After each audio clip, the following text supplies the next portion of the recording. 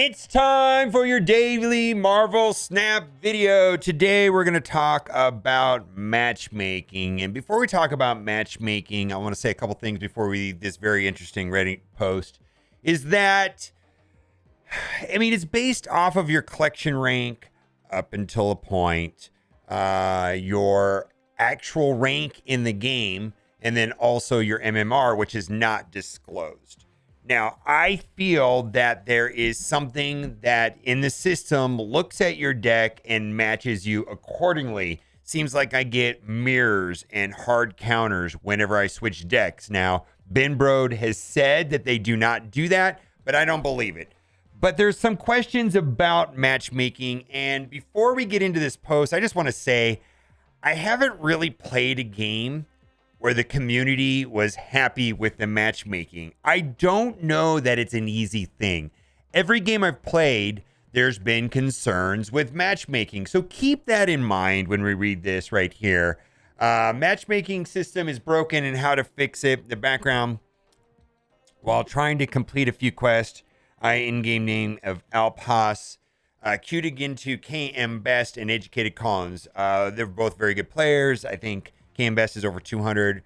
Educated Collins is over 400. Now, they play on a different server than me, so I don't get them on my server, but I get everybody else from Dara to Dexter to Regis to Binks to Jeff to TLCG. I queue up against those guys all the time, so I get it. It happens. Arguably the two best players in the games and back-to-back games, both playing variations of the best deck of the game, Zabu Darkhawk. Now, I also want to say this before we get any further. Some players like KM Best and Educated Collins are very competitive and they get into Infinite and they play and play and play. Someone like me, I get to Infinite, and I know a lot of other streamer YouTubers do this. They get to Infinite and then they start playing other decks and other things. Like, I'm pretty sweaty from 70 to 100. When I get to 100 and I chill.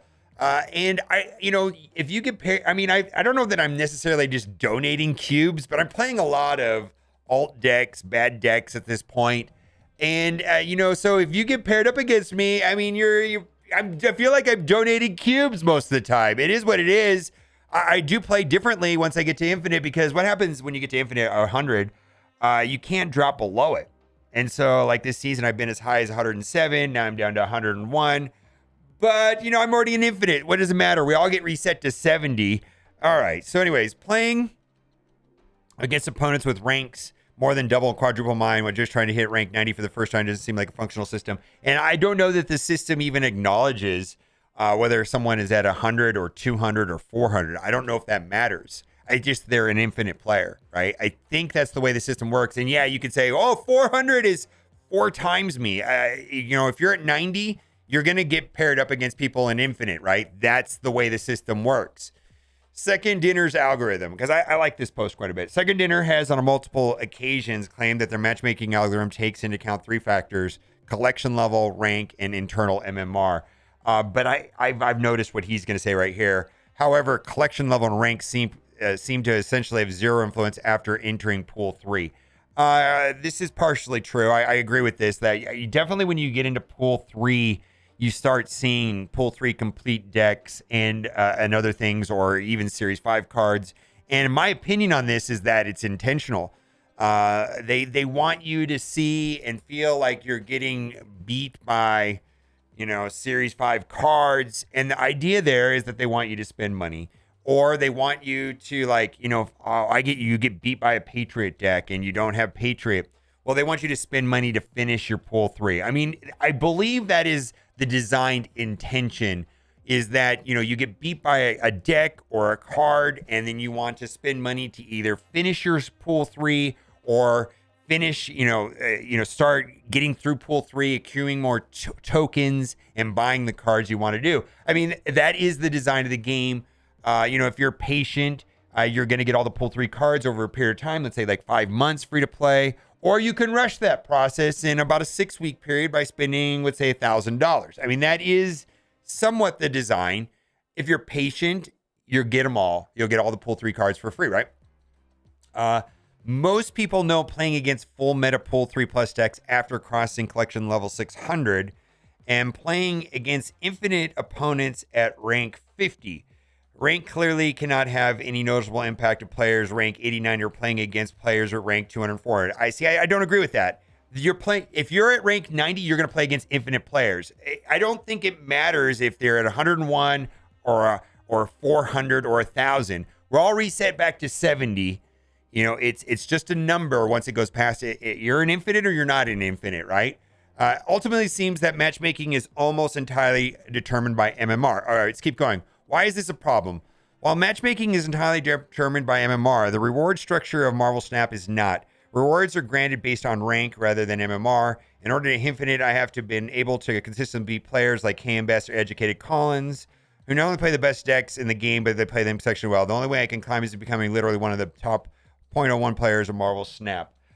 Or play a lot of games. Educated Collins has played over 6,000 matches this season. I play the game a lot, right? I play the game a lot. And I think I've played 2,500 matches. Like, I can't imagine playing 3 times more than I play. And the way that I look at that also is that even if, let's say I have a good player has like a 60% win rate and the top in the world has a 60% win rate, right? And then maybe an above average percent player has a 55% win rate. What if you have a 50% win rate against humans? Well, you're going to play bots. You're going to play bots. Maybe you just win against bots. If you play enough, you will play bots and you'll get ahead by playing bots, right? All right, let's keep going. The only way I could climb is becoming literally one of the top 1% player in all of Marvel Snap. Or maybe you play against me and I'm donating cubes. I don't know.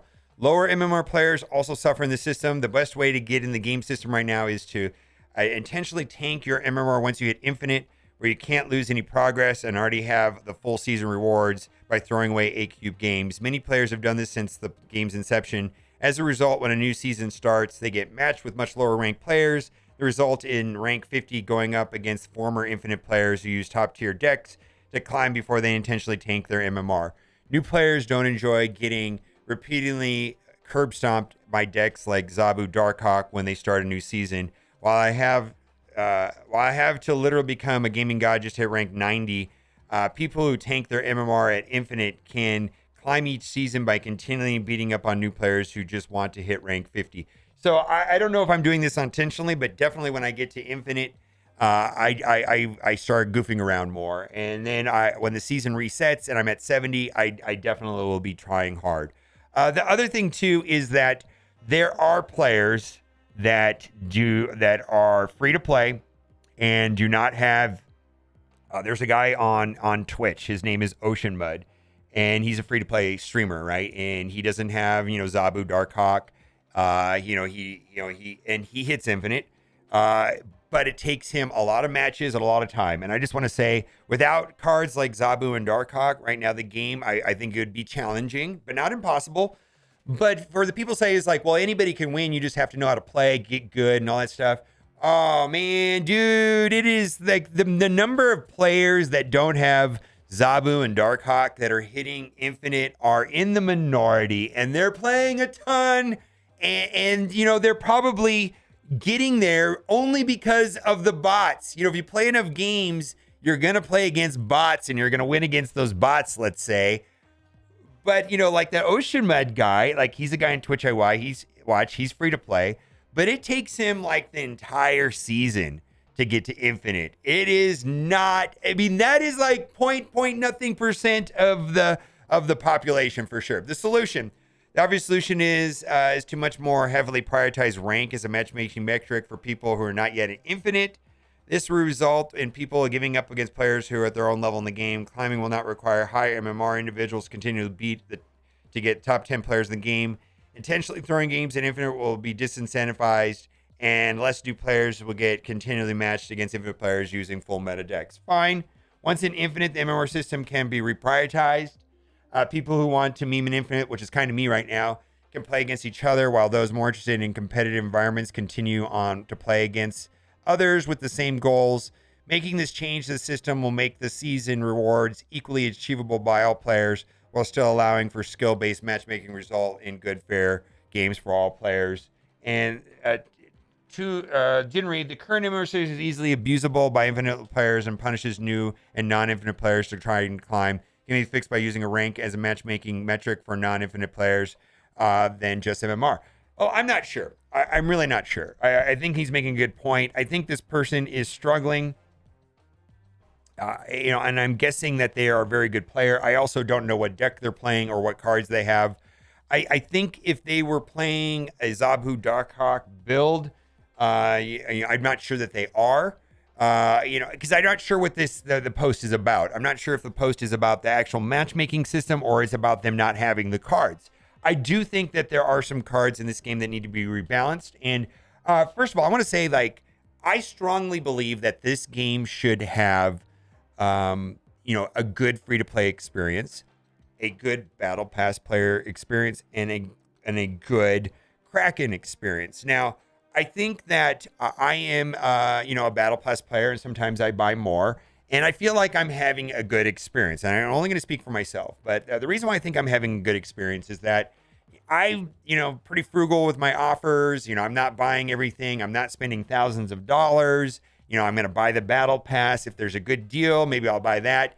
And I have 94.47% of the cards. And I get some satisfaction in knowing that I have spent thousands less than the players that have 99 to 100% of the cards, right? I have about half of the pool 4 cards, and I've got a little more than half of the pool 5 cards. And as long as I continue to buy the Battle Pass, and then I'm going to get enough tokens free to play to get one Series 5 card a month. And as long as I choose the one I want, I'm not going to be able to get all of them, but I'm okay with that, right? And I think I feel like I'm getting a good value for what I'm spending. And the people that are spending, $200 extra per Series 5 card. I mean, that's what it almost costs to get enough collector tokens to buy every card when it comes out. You're spending an extra $200.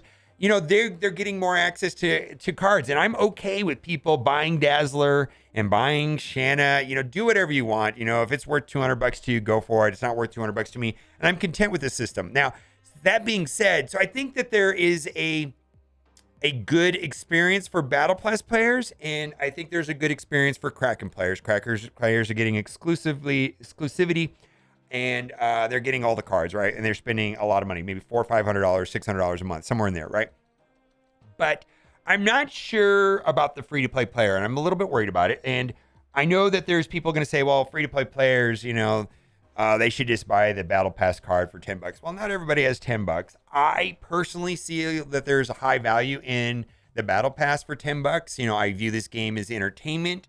And instead of going to a movie, which costs who knows what, depending if you buy drinks or not, but I get 2 or 3 hours of entertainment for X amount of dollars when I go to a movie. Well, I get more entertainment for the $10 with the Battle Pass card plus all the other bonuses. So I see an extreme value in the Battle Pass. But if I did not buy the Battle Pass card, and I, for whatever reason, and I don't think we should ever shame somebody for not buying or shame people for spending it. Everybody should make their own decisions what they do with their money, right?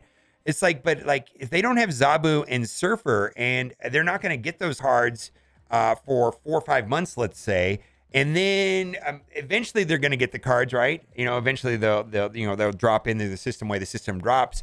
But there's going to be another Surfer and Zabu. I don't know that MODOK is going to be as strong as Surfer or Zabu, but they're always going to come out with new cards, and there's going to be power creep. And so is there going to be this perpetual power creep where free-to-play players are always behind and not having the top tier? Or is this a bad situation right now only because of Zabu and Darkhawk and Silver Surfer, let's say, or Shuri? I'm not sure. I think we're going to have to play the game a little bit more, but I know a lot of people are not happy. I was talking to some people on YouTube when I was streaming this, and so I've matched up against Kane Best and I beat him 60% win games who rank, but it doesn't mean they always win. Yeah, I'm guessing that KM Best has a 60% win rate, right? And that makes him one of the best players in the world. I mean, this game largely is about retreating and knowing when to snap. And I feel like I'm always learning and I can always get better I also know that it is a function of playing a lot. Like if I want to climb, there's no other thing about it. I just have to play a lot of it. And then I don't have this problem. I feel good feeding people ranked higher than me. Yeah, I mean, it's purely statistical speaking. You're way more likely to run into someone like you. And then I say, just make the rank or MR transparent. What they're telling us right now is so vague. And I worry, and I think the reason why they don't make that available is because they don't want people manipulating the system the way that this poster was talking. Also, let's just talk about this. What's your favorite card and why? A lot of people ask me this question. My favorite card, and without a doubt, it's Iron Man. That's why it is my my avatar right there, Iron Man for sure. And then also, nothing feels better to me than playing Mr. Sinister and then drawing into a 0-5 Iron Man. That's my favorite thing in the game, without a doubt. And then a question that I'll post to you in the comment section. Honest question. People don't want Season Pass and Series 5 cards to be strong. So how would you like them to add new powerful card to the game? Should they just never add new meta-defining cards? And I feel like the answer is that people do want new cards and they do want them to be important. But I think they want access to them easier and they want them to be cheaper or quicker. I think that's what people really want. All right, let me know what you think about that in the comment section. Well, now it's time for the giveaway. I really hope you liked today's video, and if you did, you are in luck. For every single person who likes the video, you'll be getting for free in your account a Super Aluminum Man variant. This is not a scam. What's the difference between Iron Man and Aluminum Man? Iron Man stops the bad guys. Aluminum Man just foils their plans. Rad joke. It's not a dad joke. It's a rad joke. Thanks for watching, guys. See you tomorrow. Bye for now.